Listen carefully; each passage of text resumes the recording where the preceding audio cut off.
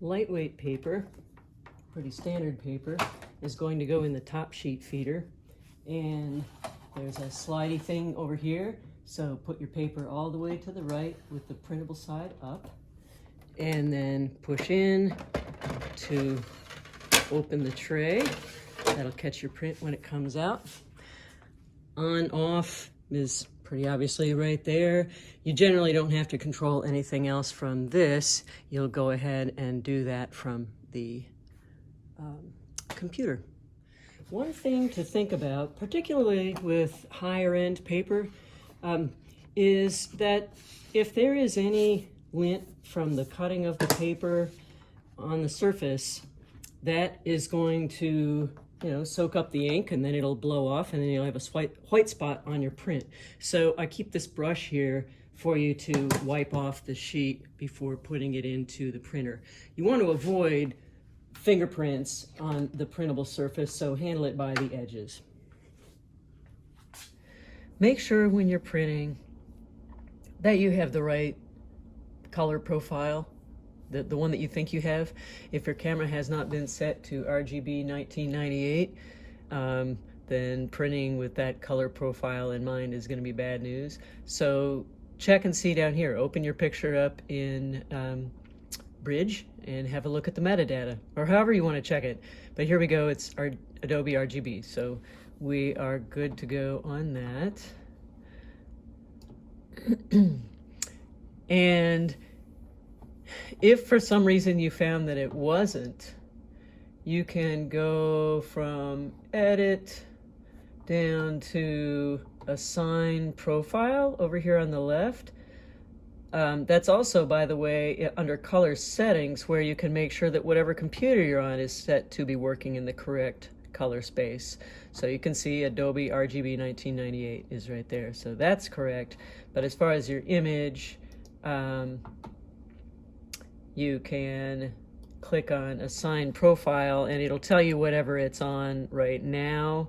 And so if it says working RGB, then all is good. But if it was something else, you would want to convert it prior to printing. So we've checked our color space, color profile, ready to print. Drop on down to Print or Command P. Print settings up here, control what media and where it, what size, where it's going to be placed in the printer. So printer settings right here.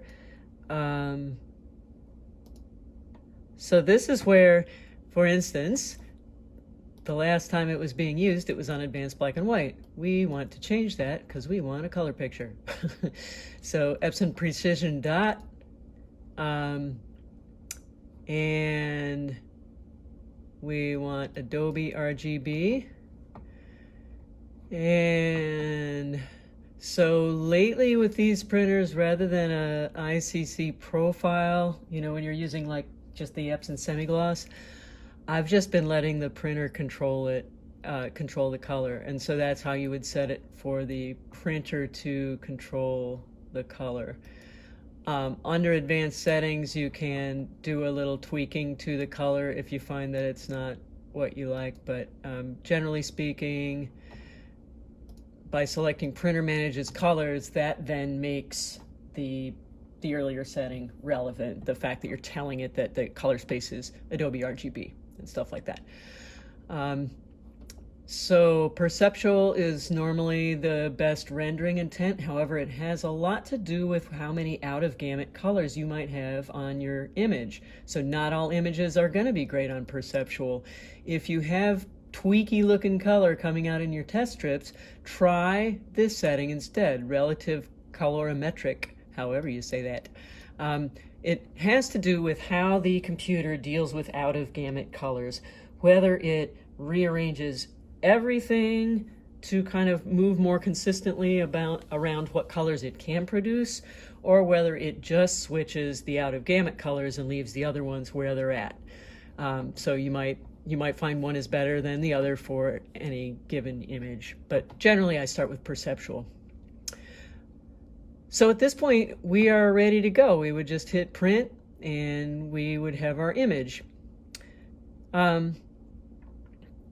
Generally speaking, my advice is make sure your print is not too dark. More often than not, when images get turned into me, they've been printed too dark. I think it's just, looking at the monitor and all that light glowing back at your eyes, it looks like it's bright enough to you, and then you're like dumbfounded when you print it on opaque white paper and the highlights aren't luminous. I think it's a perception thing. Do make sure on your keyboard that your brightness is supposed to be set right at the halfway point. And if you always set it that way, then what you get used to seeing on the screen, you'll start to build a sense of where it needs to be to perform well with our printer and our inks.